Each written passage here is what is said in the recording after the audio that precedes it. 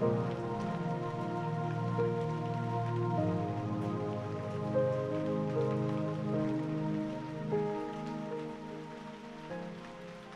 friends and welcome.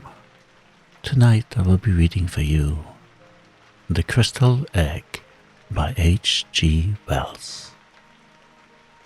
As with any reading of this nature, please only listen in a place where you can safely relax. The Crystal Egg. There was until a year ago a little and very grimy-looking shop near Seven Dials, over which, in weather-worn yellow lettering, the name of C. Cave, naturalist and dealer in antiquities, was inscribed. The contents of its window were curiously variegated. They comprised some elephant tusks and an imperfect set of chessmen, beads and weapons, a box of eyes, 2 skulls of tigers, and 1 human, several moth-eaten stuffed monkeys, 1 holding a lamp, an old-fashioned cabinet, a fly-blown ostrich egg or so, some fish tackle, and an extraordinarily dirty, empty glass fish tank. There was also, at the moment the story begins, a mass of crystal, worked into the shape of an egg and brilliantly polished. And at that 2 people who stood outside the window were looking, one of them a tall, thin clergyman, the other a black-bearded young man of dusky complexion and unobtrusive costume. The dusky young man spoke with eager gesticulation and seemed anxious for his companion to purchase the article. While they were there, Mr. Cave came into his shop, his beard still wagging with the bread and butter of his tea. When he saw these men and the object of their regard, his countenance fell. He glanced guiltily over his shoulder and softly shut the door. He was a little old man, with pale face and peculiar watery blue eyes. His hair was a dirty grey, and he wore a shabby blue frock coat, an ancient silk hat, and carpet slippers very much down at heel. He remained watching the 2 men as they talked. The clergyman went deep into his trouser pockets, examined a handful of money, and showed his teeth in an agreeable smile. Mr. Cave seemed still more depressed when they came into the shop. The clergyman, without any ceremony, asked the price of the crystal egg. Mr. Cave glanced nervously towards the door leading into the parlor, and said £5. The clergyman protested that the price was high, to his companion as well as to Mr. Cave. It was, indeed, very much more than Mr. Cave had intended to ask when he had stocked the article, and an attempt at bargaining ensued. Mr. Cave stepped to the shop door and held it open. £5 is my price, he said, as though he wished to save himself the trouble of unprofitable discussion. As he did so, the upper portion of a woman's face appeared above the blind in the glass upper panel of the door leading into the parlor, and stared curiously at the 2 customers. £5 is my price, said Mr. Cave with a quiver in his voice. The swarthy young man had so far remained a spectator, watching Cave keenly. Now he spoke. "Give him £5, he said. The clergyman glanced at him to see if he were in earnest, and when he looked at Mr. Cave again, he saw that the latter's face was white. "It's a lot of money," said the clergyman, and diving into his pocket, began counting his resources. He had little more than 30 shillings, and he appealed to his companion. with whom he seemed to be on terms of considerable intimacy. This gave Mr. Cave an opportunity of collecting his thoughts, and he began to explain in an agitated manner that the crystal was not, as a matter of fact, entirely free for sale. His two customers were naturally surprised at this, and inquired why he had not thought of that before he began to bargain. Mr. Cave became confused, but he stuck to his story, that the crystal was not in the market that afternoon, that a probable purchaser of it had already appeared. The two, treating this as an attempt to raise the price still further, made as if they would leave the shop. But at this point the parlor door opened, and the owner of the dark fringe and the little eyes appeared. She was a coarse-featured, corpulent woman, younger and very much larger than Mr. Cave. She walked heavily, and her face was flushed. "The crystal is for sale," she said, "and £5 is a good enough price for it. I can't think what you're about, Cave, not to take the gentleman's offer." Mr. Cave, greatly perturbed by the eruption, looked angrily at her over the rims of his spectacles, and, without excessive assurance, asserted his right to manage his business in his own way. An altercation began. The two customers watched the scene with interest and some amusement, occasionally assisting Mrs. Cave with suggestions. Mr. Cave, hard-driven, persisted in a confused and impossible story of an inquiry for the crystal that morning, and his agitation became painful, but he stuck to his point with extraordinary persistence. It was the young Oriental who ended this curious controversy. He proposed that they should call again in the course of 2 days, so as to give the alleged inquirer a fair chance. "And then we must insist," said the clergyman. £5. Mrs. Cave took it on herself to apologize for her husband, explaining that he was sometimes a little odd. And as the two customers left, the couple prepared for a free discussion of the incident in all its bearings. Mrs. Cave talked to her husband with singular directness.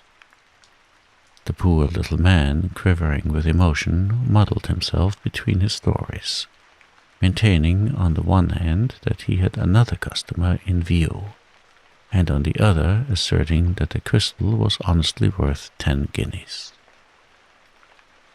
"Why did you ask £5?" said his wife. "Do let me manage my business my own way," said Mr. Cave. Mr. Cave had living with him a stepdaughter and a stepson, and at supper that night the transaction was rediscussed.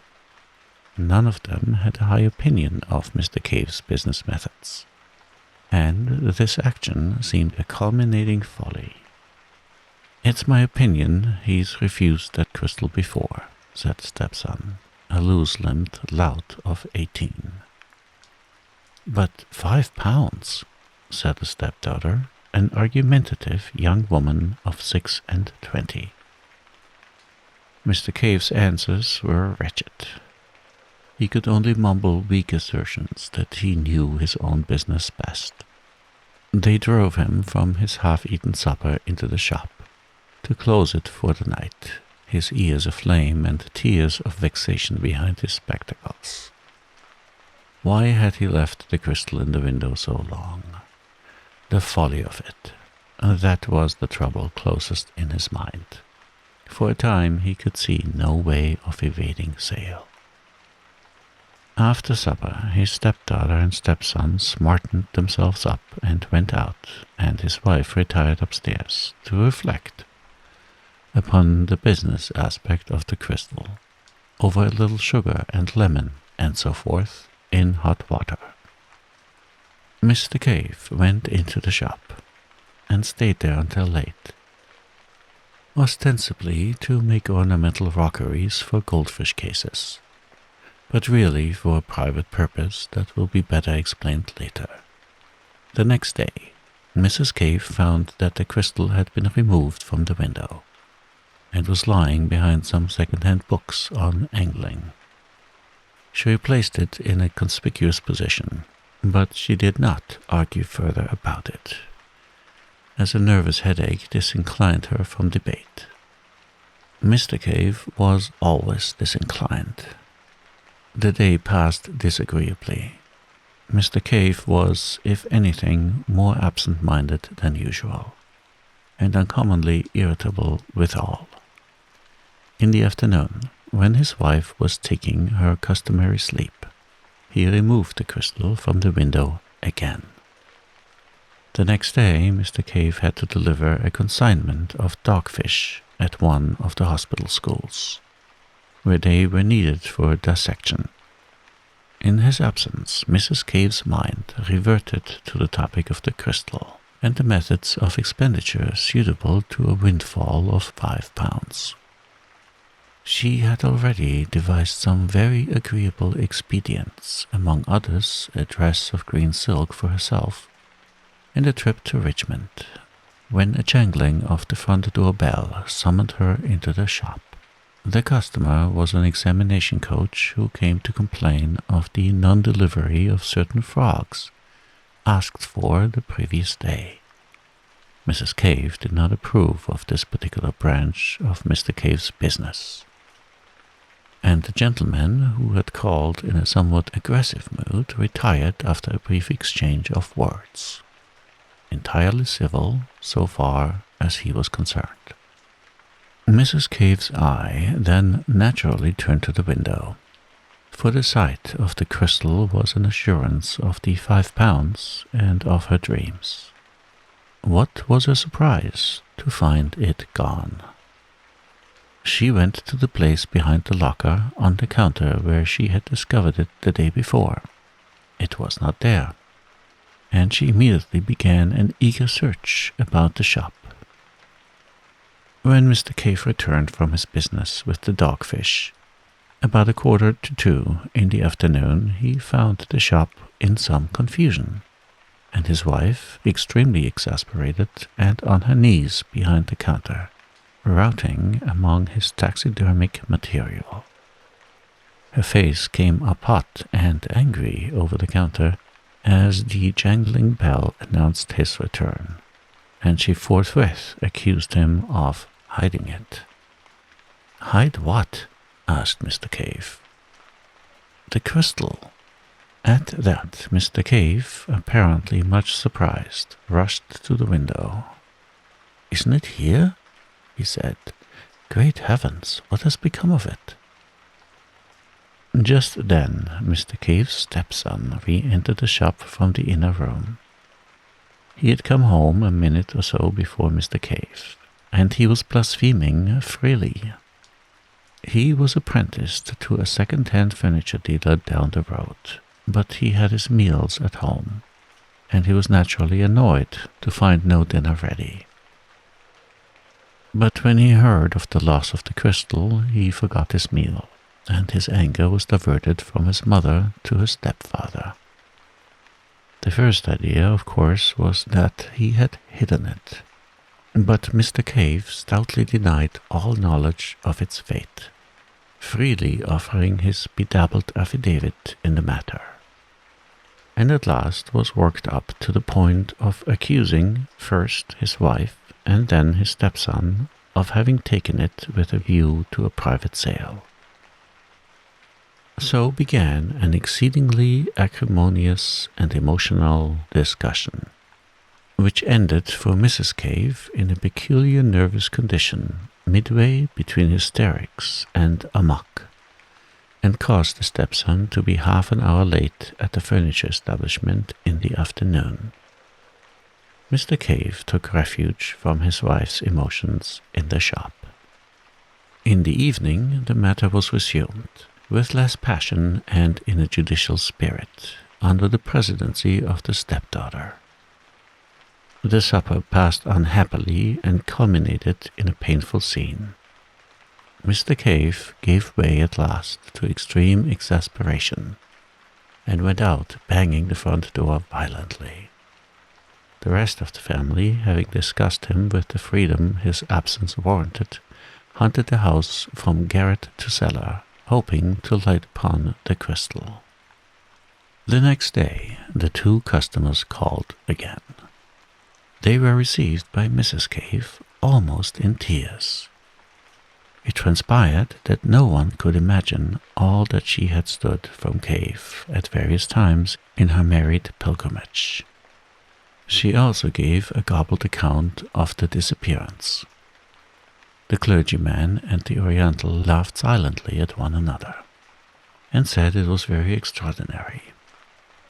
As Mrs. Cave seemed disposed to give them the complete history of her life, they made to leave the shop. Thereupon, Mrs. Cave, still clinging to hope, asked for the clergyman's address, so that if she could get anything out of Cave, she might communicate it. The address was duly given, but apparently was afterwards mislaid. Mrs. Cave can remember nothing about it. In the evening of that day, the Caves seemed to have exhausted their emotions, and Mr. Cave, who had been out in the afternoon, supped in a gloomy isolation that contrasted pleasantly with the impassioned controversy of the previous day. For some time, matters were very badly strained in the Cave household, but neither Crystal nor customer reappeared. Now, without mincing the matter, we must admit that Mr. Cave was a liar. He knew perfectly well where the crystal was. It was in the rooms of Mr. Jacoby Wace, assistant demonstrator at the St. Catherine's Hospital, Westbourne Street. It stood on the sideboard partially covered by a black velvet cloth, and beside a decanter of American whiskey. It is from Mr. Wace, indeed, that the particulars upon which this narrative is based were derived. Cave had taken off the thing to the hospital, hidden in the dogfish sack, and there had pressed the young investigator to keep it for him. Mr. Wace was a little dubious at first. His relationship to Cave was peculiar. He had a taste for singular characters, and he had more than once invited the old man to smoke and drink in his rooms, and to unfold his rather amusing views of life in general and of his wife in particular.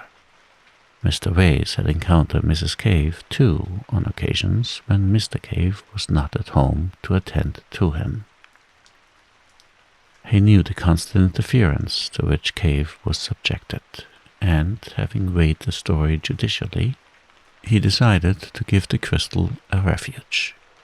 Mr. Cave promised to explain the reasons for his remarkable affection for the crystal more fully on a later occasion, but he spoke distinctly of seeing visions therein. He called on Mr. Wace the same evening. He told a complicated story. The crystal, he said, had come into his possession with other oddments at the forced sale of another curiosity dealer's effects, and not knowing what its value might be, he had ticketed it at 10 shillings. It had hung upon his hands at that price for some months, and he was thinking of reducing the figure when he made a singular discovery. At that time his health was very bad, and it must be borne in mind that throughout all this experience his physical condition was one of ebb, and he was in considerable distress by reason of the negligence, the positive ill-treatment even, he received from his wife and stepchildren. His wife was vain, extravagant, unfeeling, and had a growing taste for private drinking. His stepdaughter was mean and overreaching, and his stepson had conceived a violent dislike for him, and lost no chance of showing it. The requirements of his business pressed heavily upon him, and Mr. Wace does not think that he was altogether free from occasional intemperance. He had begun life in a comfortable position. He was a man of fair education, and he suffered, for weeks at a stretch, from melancholia and insomnia. Afraid to disturb his family, he would slip quietly from his wife's side.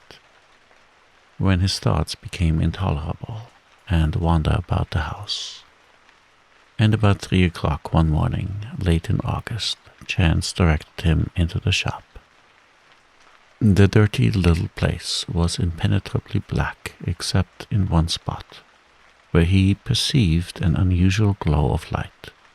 Approaching this, he discovered it to be the crystal egg, which was standing on the corner of the counter towards the window. A thin ray smote through a crack in the shutters, impinged upon the object, and seemed as it were to fill its entire interior.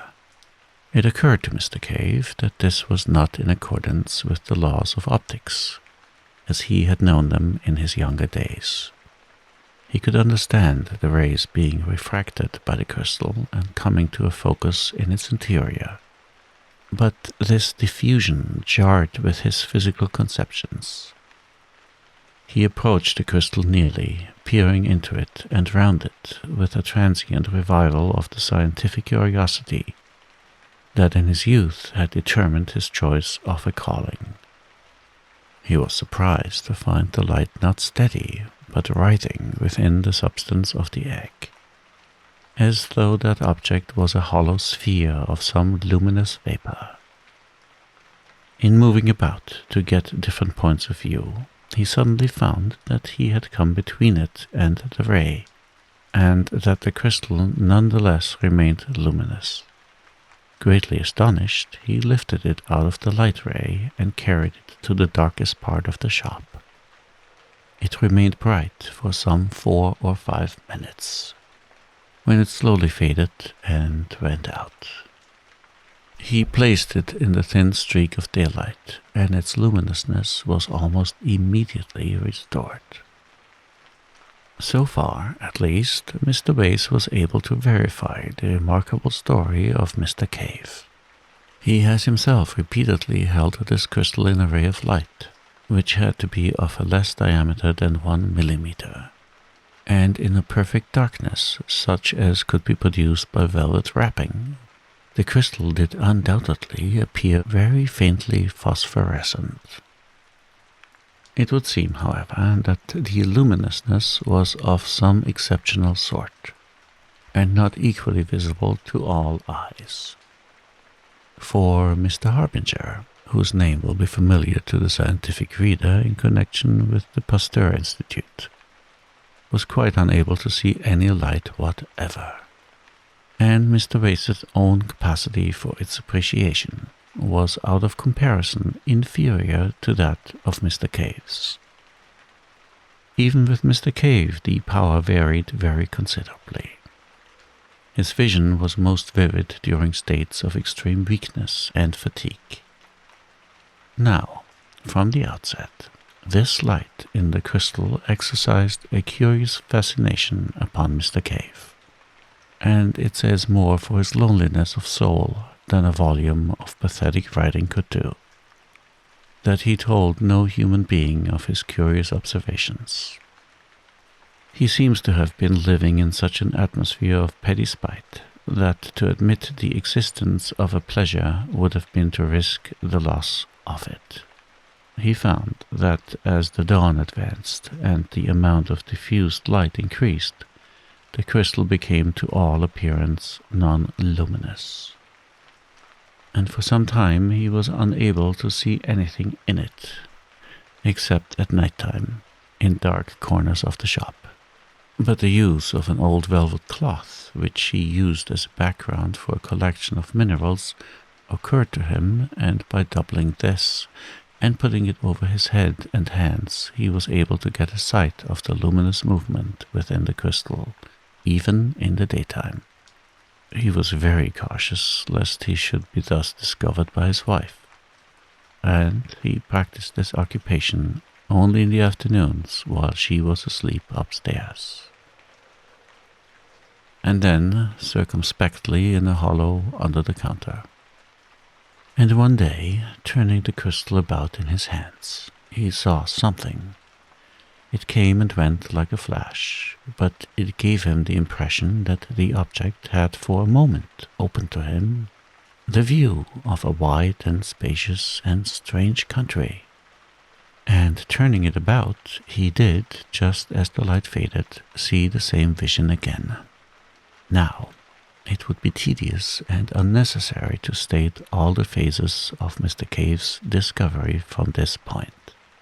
Suffice that the effect was this. The crystal, being peered into at an angle of about 137 degrees from the direction of the illuminating ray, gave a clear and consistent picture of a wide and peculiar countryside. It was not dreamlike at all.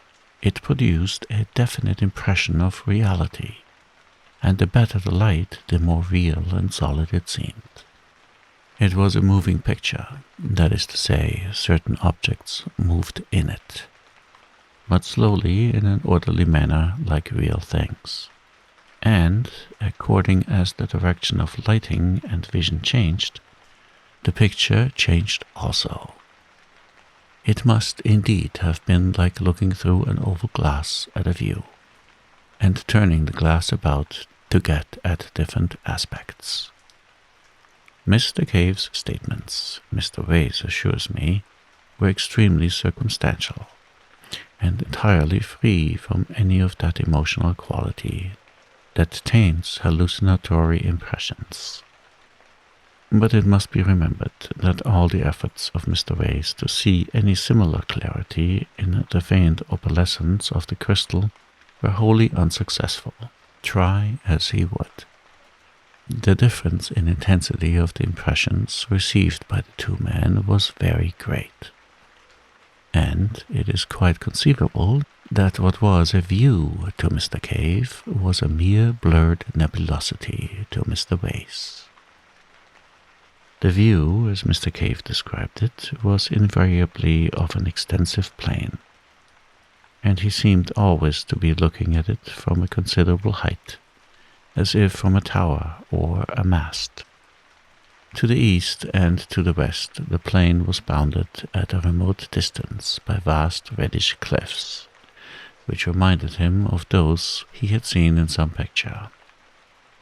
But what the picture was, Mr. Wace was unable to ascertain.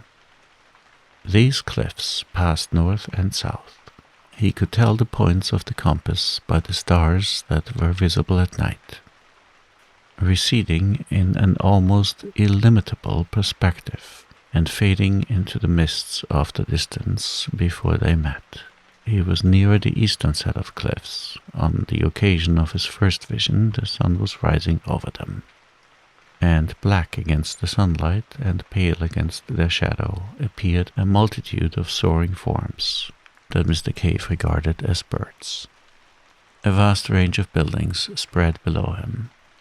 He seemed to be looking down upon them, and as they approached the blurred and refracted edge of the picture, they became indistinct.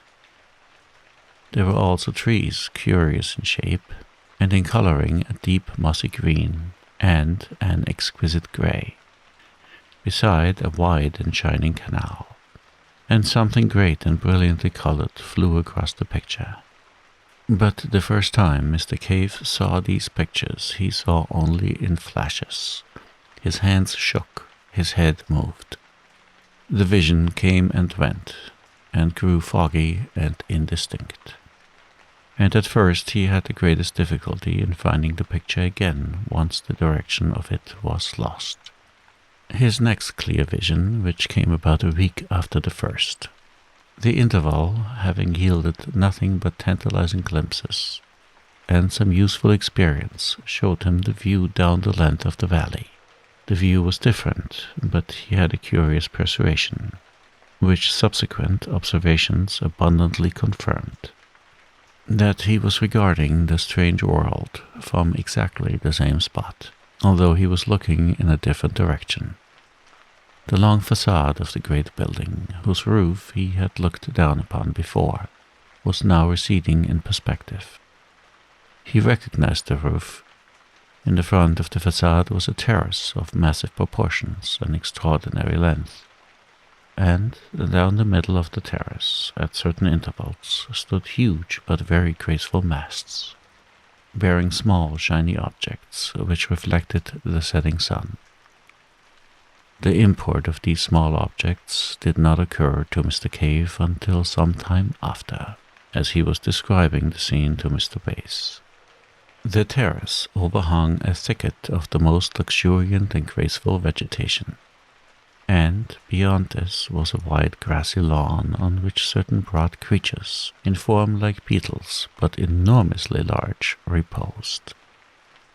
Beyond this again was a rich decorated causeway of pinkish stone, and beyond that, and lined with dense red weeds, and passing up the valley exactly parallel with the distant cliffs, was a broad and mirror-like expanse of water.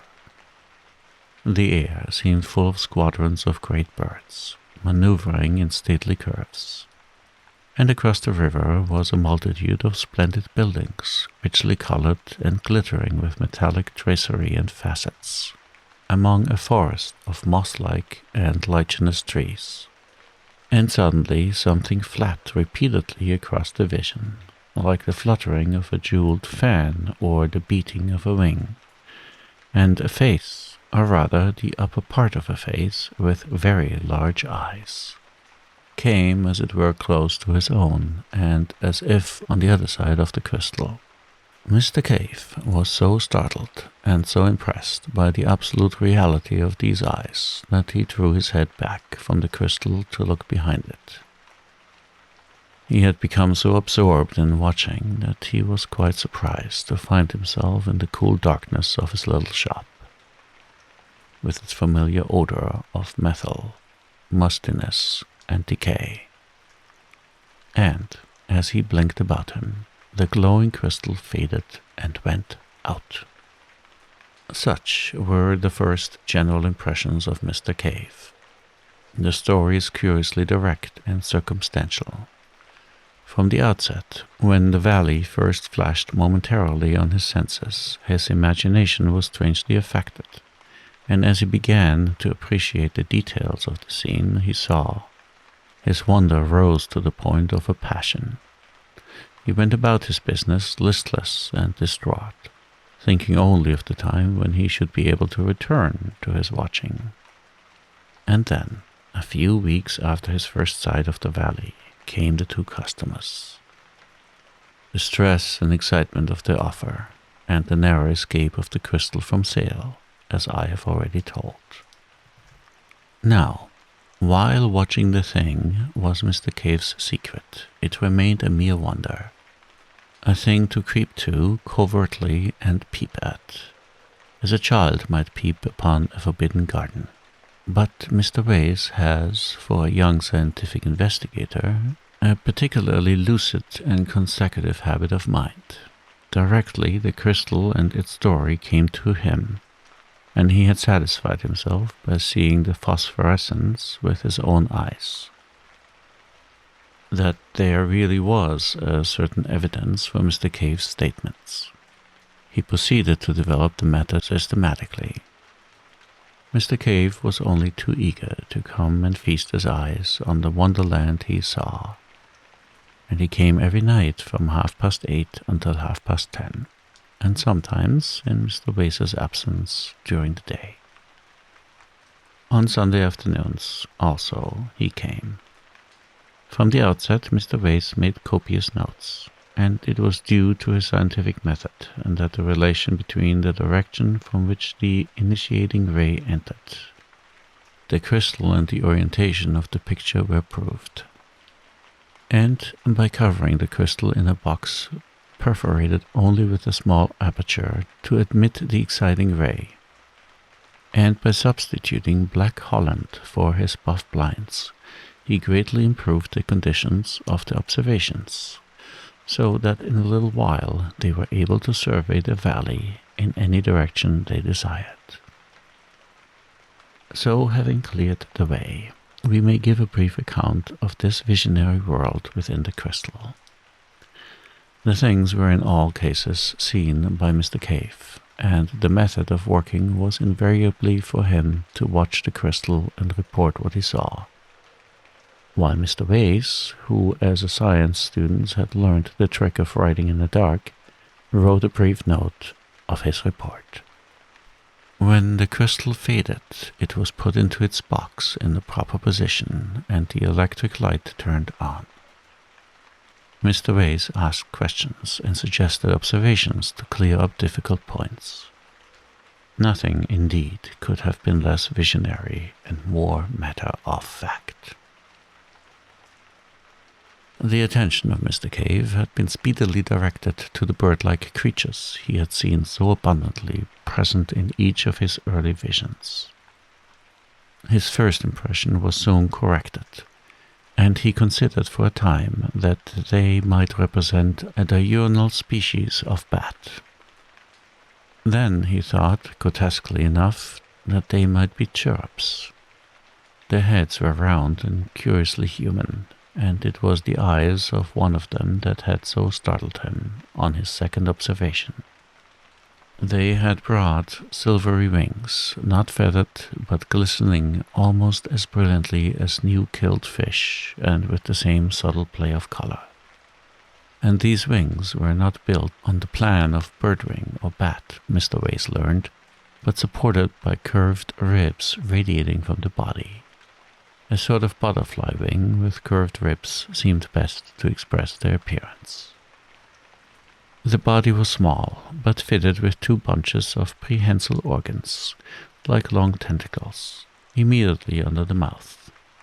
Incredible as it appeared to Mr. Wace, the persuasion at last became irresistible that it was these creatures which owned the great quasi-human buildings and the magnificent gardens that made the broad valley so splendid. And Mr. Cave perceived that the buildings, with other peculiarities, had no doors, but that the great circular windows, which opened freely, gave the creatures egress and entrance. They would alight upon their tentacles, fold their wings to a smallness almost rod-like, and hop into the interior. But among them was a multitude of smaller winged creatures, like great dragonflies and moths and flying beetles. And across the greensward, brilliantly colored gigantic ground beetles crawled lazily to and fro. Moreover, on the causeways and terraces, large-headed creatures similar to the greater winged flies, but wingless, were visible, hopping busily upon their hand-like tangle of tentacles. Allusion has already been made to the glittering objects upon masts that stood upon the terrace of the nearer building. It dawned upon Mr. Cave, after regarding one of these masts very fixedly, on one particular vivid day, that the glittering object there was a crystal, exactly like that into which he peered. And a still more careful scrutiny convinced him that each one in a vista of nearly 20 carried a similar object. Occasionally, one of the larger flying creatures would flutter up to one, and folding its wings and coiling a number of its tentacles about the mast, would regard the crystal fixedly for a space, sometimes for as long as 15 minutes, and a series of observations made at the suggestion of Mr. Wace convinced both watchers that, so far as this visionary world was concerned, the crystal into which they peered actually stood at the summit of the endmost mast on the terrace, and that on one occasion at least, one of these inhabitants of this other world had looked into Mr. Cave's face while he was making these observations.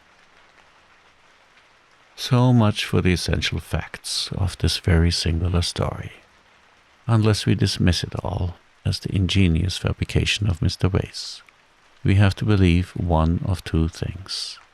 Either that Mr. Cave's crystal was in two worlds at once, and that while it was carried about in one, it remained stationary in the other, which seems altogether absurd.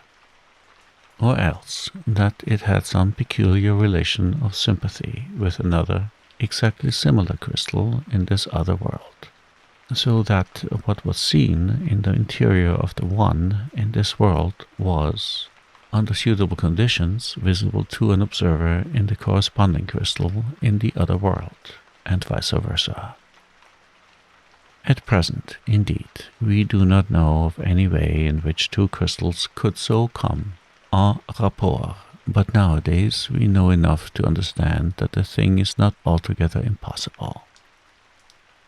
This view of the crystals as en rapport was the supposition that occurred to Mr. Wace, and to me at least it seems extremely plausible.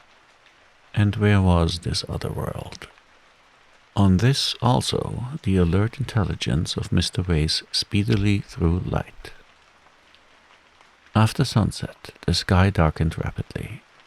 There was a very brief twilight interval indeed, and the stars shone out. They were recognizably the same as those we see, arranged in the same constellations. Mr. Cave recognized the Bear, the Pleiades, Aldebaran, and Sirius, so that the other world must be somewhere in the solar system, and, at the utmost, only a few hundreds of millions of miles from our own. Following up this clue, Mr. Wace learned that the midnight sky was a darker blue even than our midwinter sky, and the sun seemed a little smaller. And there were two small moons, like our moon, but smaller and quite differently marked, one of which moved so rapidly that its motion was clearly visible, as one regarded it. These moons were never high in the sky, but vanished as they rose, that is, every time they revolved, they were eclipsed because they were so near their primary planet. And all this answers quite completely, although Mr. Cave did not know it, to what must be the condition of things on Mars. Indeed, it seems an exceedingly plausible conclusion that peering into this crystal, Mr. Cave did actually see the planet Mars and its inhabitants. And if that be the case, then the evening star that shone so brilliantly in the sky of that distant vision was neither more nor less than our own familiar Earth. For a time, the Martians, if they were Martians, do not seem to have known of Mr. Cave's inspection. Once or twice one would come to peer, and go away very shortly to some other mast, as though the vision was unsatisfactory. During this time Mr. Cave was able to watch the proceedings of these winged people without being disturbed by their attentions. And, although his report is necessarily vague and fragmentary, it is nevertheless very suggestive. Imagine the impression of humanity a Martian observer would get who, after a difficult process of preparation, and with considerable fatigue to the eyes, was able to peer at London from the steeple of St. Martin's Church for stretches, at longest, of 4 minutes at a time. Mr. Cave was unable to ascertain if the winged Martians were the same as the Martians who hopped about the causeways and terraces, and if the latter could put on wings at will. He several times saw certain clumsy bipeds, dimly suggestive of apes, white and partially translucent, feeding among certain of the lichenous trees. And once some of these fled before one of the hopping, round-headed Martians. The latter caught one in its tentacles, and then the picture faded suddenly and left Mr. Cave most tantalizingly in the dark. On another occasion, a vast thing that Mr. Cave thought at first was some gigantic insect appeared advancing along the causeway beside the canal with extraordinary rapidity. As this drew nearer, Mr. Cave perceived that it was a mechanism of shining metals and of extraordinary complexity. And then, When he looked again, it had passed out of sight. After a time, Mr. Wace aspired to attract the attention of the Martians. And the next time that the strange eyes of one of them appeared close to the crystal, Mr. Cave cried out and sprang away. And they immediately turned on the light and began to gesticulate in a manner suggestive of signaling. But when at last Mr. Cave examined the crystal again, the Martian had departed. Thus far, these observations had progressed in early November, and then Mr. Cave, feeling that the suspicions of his family about the crystal were allayed, began to take it to and fro with him in order that, as occasion arose in the daytime or night, he might comfort himself with what was fast becoming the most real thing in his existence. In December, Mr. Wace's work in connection with a forthcoming examination became heavy. The sittings were reluctantly suspended for a week, and for 10 or 11 days, he is not quite sure which, he saw nothing of Cave. He then grew anxious to resume these investigations, and the stress of his seasonal labors being abated, he went down to Seven Dials. At the corner he noticed a shutter before Bert Fancier's window, and then another at a cobbler's. Mr. Cave's shop was closed. He rapped, and the door was opened by the stepson in black. He at once called Mrs. Cave, who was, Mr. Wace could not but observe, in cheap but ample widow's weeds of the most imposing pattern. Without any very great surprise, Mr. Wace learned that Cave was dead, and already buried. She was in tears, and her voice was a little thick. She had just returned from Highgate. Her mind seemed occupied with her own prospects and the honorable details of the obsequies. But Mr. Wace was at last able to learn the particulars of Cave's death. He had been found dead in his shop in the early morning, the day after his last visit to Mr. Wace, and the crystal had been clasped in his stone-cold hands. His face was smiling, said Mrs. Cave, and the velvet cloth from the minerals lay on the floor at his feet. He must have been dead 5 or 6 hours when he was found. This came as a great shock to Wace, and he began to reproach himself bitterly for having neglected the plain symptoms of the old man's ill health. But his chief thought was of the crystal. He approached that topic in a gingerly manner, because he knew Mrs. Cave's peculiarities. He was dumbfounded to learn that it was sold. Mrs. Cave's first impulse, directly Cave's body had been taken upstairs, had been to write to the mad clergyman who had offered £5 for the crystal, informing him of its recovery.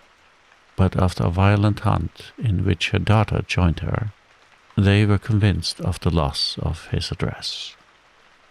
As they were without the means required to mourn and bury Cave in the elaborate style the dignity of an old Seven Dials inhabitant demands, they had appealed to the friendly fellow tradesman in Great Portland Street. He had very kindly taken over a portion of the stock at the valuation. The valuation was his own, and the crystal egg was included in one of the lots. Mr. Wace, after a few suitable condolences, a little off-handedly proffered, perhaps, hurried at once to Great Portland Street. But there he learned that the crystal egg had already been sold to a tall, dark man in grey. And there the material effects in this curious and, to me at least, very suggestive story come abruptly to an end. The Great Portland Street dealer did not know who the tall, dark man in grey was, nor had he observed him with sufficient attention to describe him minutely. He did not even know which way this person had gone after leaving the shop. For a time, Mr. Wace remained in the shop, trying the dealer's patience with hopeless questions, venting his own exasperation. And at last, realizing abruptly that the whole thing had passed out of his hands, had vanished like a vision of the night, he returned to his own rooms, a little astonished to find the notes he had made still tangible and visible upon his untidy table. His annoyance and disappointment were naturally very great. He made a second call, equally ineffectual, upon the great Portland Street dealer, and resorted to advertisements in such periodicals as were likely to come into the hands of a bric-a-brac collector. He also wrote letters to the Daily Chronicle and Nature. But both those periodicals, suspecting a hoax, asked him to reconsider his action before they printed, and he was advised that such a strange story, unfortunately so bare of supporting evidence, might imperil his reputation as an investigator. Moreover, the calls of his proper work were urgent, so that after a month or so, save for an occasional reminder to certain dealers, he had reluctantly to abandon the quest for the crystal egg. And from that day to this, it remains undiscovered. Occasionally, however, he tells me, and I can quite believe him, he has bursts of zeal, in which he abandons his more urgent occupation and resumes his search. Whether or not it will remain lost forever, with the material and origin of it, are things equally speculative at the present time. If the present purchaser is a collector, one would have expected the inquiries of Mr. Wace to have reached him through the dealers. He has been able to discover Mr. Cave's clergyman and Oriental, no other than the Reverend James Parker and the young Prince of Bosokuni in Java. I am obliged to them for certain particulars. The object of the prince was simply curiosity and extravagance. He was so eager to buy because Cave was so oddly reluctant to sell. It is just as possible that the buyer in the second instance was simply a casual purchaser, and not a collector at all, and the crystal egg, for all I know, may at the present moment be within a mile of me, decorating a drawing room or serving as a paperweight. Its remarkable functions all unknown. Indeed, it is partly with the idea of such a possibility that I have thrown this narrative into a form that will give it a chance of being read by the ordinary consumer of fiction. My own ideas in the matter are practically identical with those of Mr. Wace.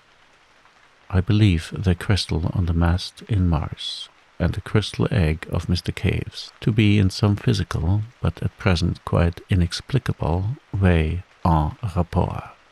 And we both believe further that the terrestrial crystal must have been, possibly at some remote date, sent hither from that planet, in order to give the Martians a near view of our affairs. Possibly the fellows to the crystals on the other masts are also on our globe. No theory of hallucination suffices for the facts.